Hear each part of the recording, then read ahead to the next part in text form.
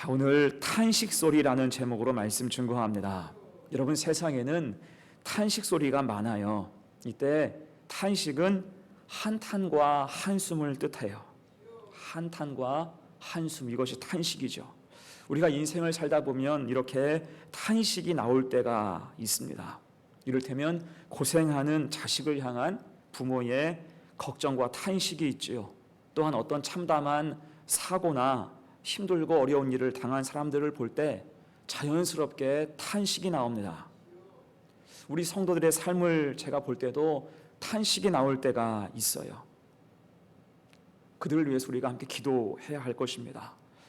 지난 월요일에 우리 문수영 원사님이 교회에 오셔서 정말 간절하게 울면서 기도하는 걸 제가 봤어요. 그러니까 매번 군산에 오실 때마다 그렇게 교회에 오셔서 통곡하고 기도하는 것을 제가 봅니다. 그리고 그날은 마침 제 본당에 일이 있어서 잠깐 올라갔다가 내려가는데 이제 권사님이 40여 분 기도하시다가 집에 가시려고 신발을 신고 있으셨어요. 근데 신발을 신으시면서도 정말 아이처럼 흐느껴 울면서 주님 믿습니다. 주님 제발 도와주세요. 혼잣말처럼 그렇게 안타깝게 기도하는 것을 제가 계단 위에서 듣는데 눈물이 핑 돌았습니다. 저도 탄식하면서 위에서 같이 기도했어요. 주여, 저 종의 탄식을 들으시옵소서. 긍휼히 여기어 주시옵소서. 자, 이렇게 우리 인생에는 탄식이 많아요. 그만큼 우리 인생 가운데 아픔과 어려움은 계속된다, 그 이야기일 것입니다. 그러면 우리에게 소망이 없는 것일까? 탄식으로 가득 찬 우리 인생은 소망이 없는 것일까? 아니겠죠? 성경은 분명한 약속을 주고 있어요. 그것이 시편 12편 5절 다윗의 고백이죠. 같이 읽어요. 시작. 여호와의 말씀에 가련한 자들의 눌림과 궁핍한 자들의 탄식으로 말미암아 내가 이제 일어나 그를 그가 원하는 안전한 지대에 두리라 하시도다. 아멘. 그 탄식하는 소리를 하나님이 들으신다라고 하세요. 그리고 더 나아가서 우리를 위해서 간구하신다라고도 말씀하지요. 로마서 8장 26절 말씀입니다. 시작. 이와 같이 성령도 우리의 연약함을 도우시나니 우리는 마땅히 기도할 바를 알지 못하나 오직 성령이 말할 수 없는 탄식으로 우리를 위하여 친히 간구하시느니라. 아멘. 그 성령님은 우리의 탄식을 들으시고 말할 수 없는 탄식으로 우리의 연약함을 도우시고 친히 간구하심을 믿습니다. 이로 인해서 우리에게 소망이 생기고 살 길이 열리는 거예요. 자, 그런 의미에서 오늘 본문에는 그 백성을 향하신 주님의 탄식 소리가 있어요. 주님의 탄식 소리, 그 의미가 무엇인가 두 가지로 생각을 해봅니다. 첫 번째, 연약한 사람들을 향해서 탄식하셨죠. 1절 보세요. 그 무렵에 또 큰 무리가 있어 먹을 것이 없는지라. 자, 여기에서 말씀하는 그 무렵은 언제일까요? 직전 7장을 뜻하겠죠. 우리가 어제까지 본 대로 마가복음 7장에는 불쌍한 사람들, 연약한 사람들 투성이었어요. 온갖 인간 군상들이 다 나옵니다. 주님 앞에서 사람의 전통을 내세우는 바리새인과 서기관이 있었고요. 그것에 휘말려서 살아가는 불쌍한 사람들이 있었습니다. 또한 수로보니게 여인과 귀먹고 말 더듬는 불쌍한 사람도 있었어요. 그런 자들에게 주님은 복음을 전하시고 또한 고치셨습니다. 자, 그런 무렵에 여느 때와 다름이 없이 큰 무리가 소문을 듣고 주님을 찾아오는 거예요. 이때 이들은 갖가지 목적을 가지고 주님 앞에 나오는 것입니다. 선한 목적 혹은 호기심, 여러 가지 목적을 가지고 주님께 나왔어요. 곧 끊임없이 사람은 계속 밀려 들어오고 있다는 것입니다. 여러분, 성업이란 말이 있잖아요. 성업 중이다. 일이 잘 된다, 그런 뜻이에요. 그럼 지금 말씀도 주님이 성업 중이신 건가요? 여러분, 성업이라는 말은 영리를 목적으로 할 때 쓰는 말이잖아요. 하지만 주님은 철저한 비영리였습니다. 그들에게 무언가를 바라지를 않으셨어요. 그런 면에서 지금 각간의 목적으로 주님 앞에 나온 사람들은 때로는 조금 귀찮은 그러한 사람들일 수도 있습니다.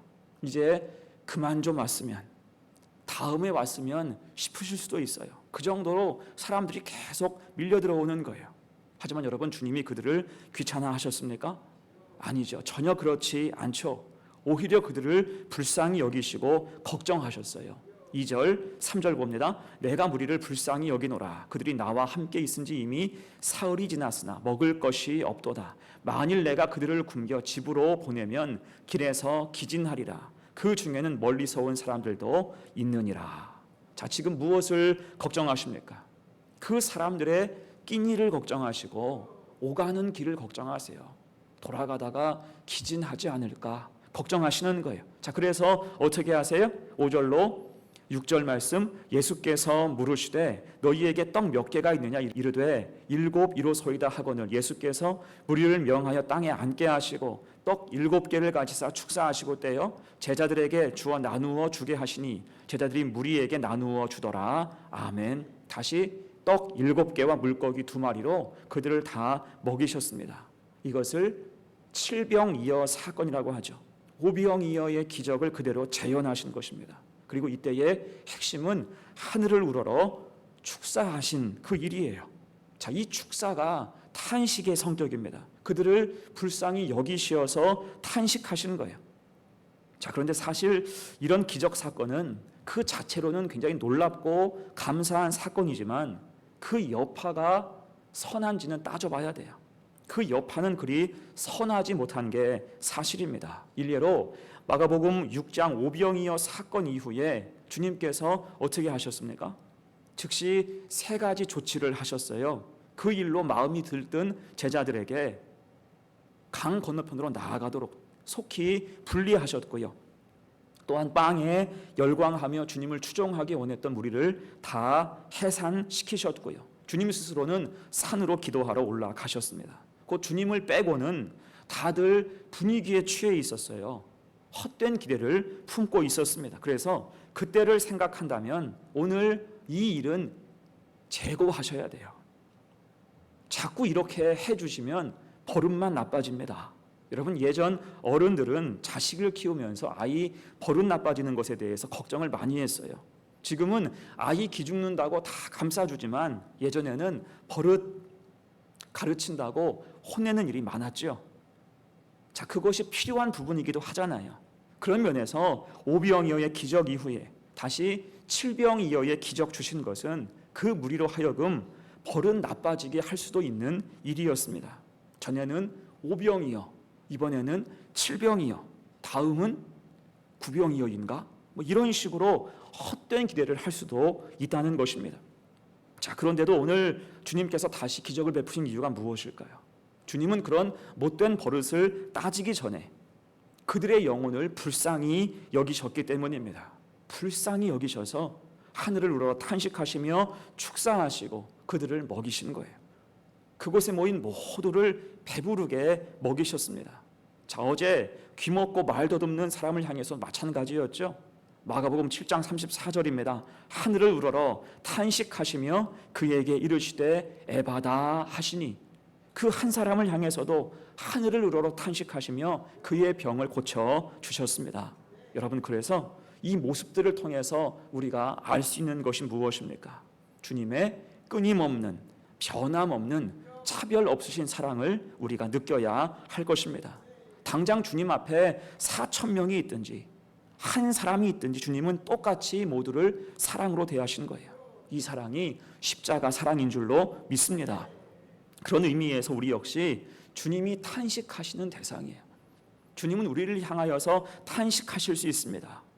우리의 연약함과 무력함을 보시고 또한 미련함과 약함을 보시면서도 오래 참으시고 용납하시고 탄식하시며 우리 삶을 돌보아 주십니다. 그 은혜로 우리가 살아감을 기억하시기를 바랍니다. 다만 성도된 우리는 오병이어의 무리, 칠병이어의 무리와 달라야 할 점이 무엇일까요? 버릇만 나빠져서는 안 된다는 거예요. 대신 그 크신 은혜와 사랑 앞에서 하나님의 인자하심, 용납하심, 길이 참으심의 풍성함을 깊이 깨달아야 할 것입니다. 그래서 오늘 연약한 자를 향한 주님의 탄식을 기억하면서 동일하게 날 사랑하시는 그 은혜 앞에 신실하게 서는 복된 성도가 되시기를 간절히 축원합니다. 아멘. 두 번째예요. 탄식 소리 두 번째. 주님은 파선해가는 영혼들을 향해서 탄식하셨습니다. 여러분, 하나님은 우리를 사랑하십니다. 우리를 사랑하세요. 한 영혼 한 영혼을 천하보다 귀하게 여기십니다. 그래서 다윗은 이런 권면을 하지요. 시편 42편 말씀, 내 영혼아 내가 어찌하여 낙심하며 어찌하여 내 속에서 불안해하는가. 너는 하나님께 소망을 두라. 나는 그가 나타나 도우심으로 말미암아 내 하나님을 여전히 찬송하리로다. 아멘. 하나님이 우리를 도우신대요. 함께 하십니다. 자, 그런 면에서 불쌍한 영혼은 누구일까요? 하나님의 이런 사랑을 모르는 영혼. 그것보다 더 심각한 자는 믿다가 그 영혼이 파선된 사람일 것입니다. 이에 대해서 히브리서 6장 4절은 강력하게 경고하고 있죠. 같이 읽어요. 시작. 한번 빛을 받고 하늘의 은사를 맛보고 성령에 참여한 바 되고 하나님의 선한 말씀과 내세의 능력을 맛보고도 타락한 자들은 다시 새롭게 하여 회개하게 할 수 없나니 이는 그들이 하나님의 아들을 다시 십자가에 못 박아 드러내놓고 욕되게 함이라. 아멘. 결코 영혼의 파선까지는 가지 말라는 거예요. 그 전에 돌아와야 한다는 것입니다. 한번 떠나버리면 이제는 길이 없다는 거예요. 자, 그런 의미에서 오늘 주님이 탄식하며 바라본 사람들이 있었습니다. 자, 그것은 다름이 아닌 바리새인이었죠. 자, 주님은 이제 칠병이어의 기적을 보이시고 다시 그 백성을 흩어보내셨어요. 주님은 그들의 지지를 받고 절찬리의 사명을 감당하실 수 있었지만 그들을 오병이어 때처럼 다시 흩어보내셨지요. 왜요? 주님은 사람들에게 영광을 받으시기 위해서 이 땅에 오신 것이 아니었기 때문이에요. 자, 그렇게 그 백성을 흩어보내시고 다시 사명 감당하기 위해서 나아가셨을 때 바리새인들이 나와서 주님을 힐난하지요. 자, 그들 중에는 아마도 주님이 칠병이어의 기적으로 베푸신 양식을 먹은 사람들도 있었을 거예요. 그리고 이제는 배가 불러서 그런지 딴소리를 하는 거지요. 11절 말씀, 바리새인들이 나와서 예수를 힐난하며 그를 시험하여 하늘로부터 오는 표적을 구하거늘. 자, 여기에서 힐난 뜻이 뭡니까? 트집을 잡고 자꾸 따진다는 거예요.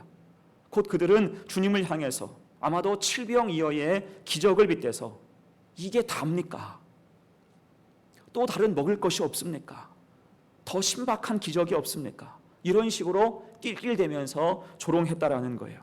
여러분, 이것이 얼마나 눈살을 찌푸리게 하는 행동입니까? 간혹 타인의 선이나 희생을 값싼 권리쯤으로 생각하는 사람들이 있지요. 제 TV에서 본 이야기인데 경기도 성남에는 안나의 집이라고 하는 무료 급식소가 있습니다. 이곳은 이탈리아 출신의 외국인 신부, 한국 이름으로 김하종 신부가 실직자와 노숙인을 위해서 운영하는 곳이에요. 근데 그분 말씀을 들어보니까 이곳을 운영하다 보면 힘이 쭉 빠질 때가 있대요. 그 마음이 정말 아프다 못해서 너무나 싫을 때가 있다는 거예요. 그때가 언제냐면 생각하지도 못한 불평과 원망과 불만이 들려올 때래요. 다음 끼니를 드시라고 빵을 챙겨드리면 그 빵을 쓱 보고 나는 파리바게트 빵 아니면 안 먹어요 라고 말하는 사람들이 있대요. 여름에 생수를 드리면 생수를 얼려주지 않는다고 투덜거린대요. 우유를 드려도 서울 우유가 아니라고 나무라는 사람도 있고 밥도 경김이 2,000쌀로 지어달라고 요구하기도 한답니다. 그런 요구, 그런 불평을 듣다 보면 힘이 빠지고 굉장히 당황스럽대요. 어느새 받는 것에 익숙해져서 호의가 권리가 되어서 불평하고 힐난하는 것입니다. 자, 지금 바리새인들이 딱 그런 꼴이에요. 실컷 잘 얻어먹고 나서 이게 답니까? 뭐 또 다른 특별한 것이 없습니까? 하늘의 기적 좀 한번 보여주세요. 이런 식으로 힐난하고 있는 거지요. 자, 그러자 주님께서 이들 향해서 어떻게 하셨어요? 12절 13절 말씀입니다. 예수께서 마음속으로 깊이 탄식하시며 이르시되 어찌하여 이 세대가 표적을 구하느냐? 내가 진실로 너희에게 이르노니 이 세대에 표적을 주지 아니하리라 하시고 그들을 떠나 다시 배에 올라 건너편으로 가시니라. 아멘. 자, 무슨 뜻입니까? 그런 상태로는 이제 은혜를 구해도 더 이상 그들에게 임할 하나님의 긍휼은 없다라는 것입니다. 왜요? 하나님은 사람의 겉모양이 아니라 중심을 보시기 때문이에요. 곧 하나님은 겉으로 드러난 경건의 모양이 아니라 마음에 새겨진 참된 경건을 기뻐하시고 돌보시고 응답해 주시기 때문입니다. 여러분, 소경 바디메오나 수로보니게 여인의 간구를 보세요. 그들이 잘나서, 그들이 무언가 탁월해서 주님께서 그들의 간구에 응답해 주셨습니까? 아니죠. 그들 자체는 모두 보잘것이 없었어요. 다만 주님은 그 속에 간절함과 믿음을 받으신 거예요. 그것을 보시고 넘치게 채워주셨습니다. 하지만 오늘 본문의 바리새인 서기관은 오만불손하게 주님을 힐난하면서 하늘로부터의 표적을 구했어요. 그러니 그들에게 줄 답은 오직 12절이죠. 내가 진실로 너희에게 이르노니 이 세대에 표적을 주지 아니하리라. 자, 그런데 이 말씀을 우리가 볼 때 유심히 볼 것은 주님께서 이 말씀을 하실 때 마음속으로 깊이 탄식하셨다는 거예요. 마음속으로 깊이 탄식하셨다. 자, 이것이 무슨 뜻일까요? 이것은 한 번 더 참으신다는 거예요. 한 번 더 참으신다. 그 자리에서 징벌을 주고 저주를 내리고 하실 수도 있지만 마음속으로 탄식하세요. 한 번 더 참으신다는 거예요. 그렇게 십자가까지 참고 가신 것이 주님의 사랑입니다. 다른 말로 하면 아직 그들에게도 기회가 있다는 거죠. 구원의 기회를 주시기 위해서 참고 또 참으면서 봐주셨다는 거예요. 곧 지금 구원의 문은 닫힌 것이 아니라 여전히 열려 있다라는 그러한 뜻입니다. 그래서 오늘 주님은 조롱과 힐난을 받으시면서도 파선해 가는 영혼들을 향해서 탄식하셨습니다. 이걸 우리가 기억할 수 있어야 돼요. 자, 그래서 우리는 이런 주님의 마음을 배워야 할 줄로 믿습니다. 특히 복음을 증거하면서 포기하지 말아야 돼요. 우리가 복음을 증거할 때 힐난과 조롱이 따라올 때가 있어요. 우리 마음을 한없이 힘들고 불편하게 하는 분들도 있지요.